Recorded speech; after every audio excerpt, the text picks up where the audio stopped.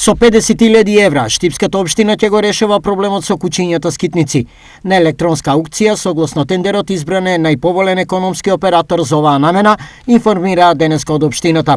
Што значи дека таа сума е како рамка на самата постапка, бидејќи ние однапред не ја знаеме природата на кучињата кои што ќе бидат заловување и каков третман, односно кои од ставките кои што се опишани во самата спецификација ќе бидат искористени. Тоа ќе зависи од кој ќе се утврди на самиот терен. Во меѓувреме, денеска се одржа работна средба на градоначалникот Иван Јорданов со представници на Сдруженијата за заштита на животните, со цел тие да вршат надзор на работата на економскиот оператор кој е од Куманово и кој би требало да започне со работа идната недела. Доколку се утврди одредени несогласување со она кое што ние како општина го бараме, имајќи предвид дека во самата тендерска постапка е предвидено да економскиот оператор има приватен стационар.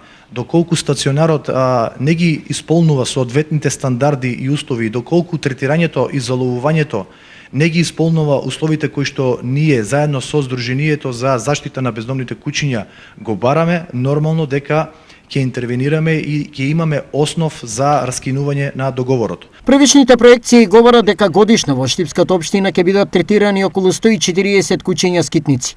Освен ова, општината планира да изготви проект за адаптација на постоечкиот стационар за кучињата скитници, кој во моментов е затворен по реакција на Агенцијата за храна и ветерина поради неисполнување на потребните стандарди предвидени за работа на објект од ваков вид. Истиот е лоциран во некогашните магазини на некогашната Југословенска народна армија.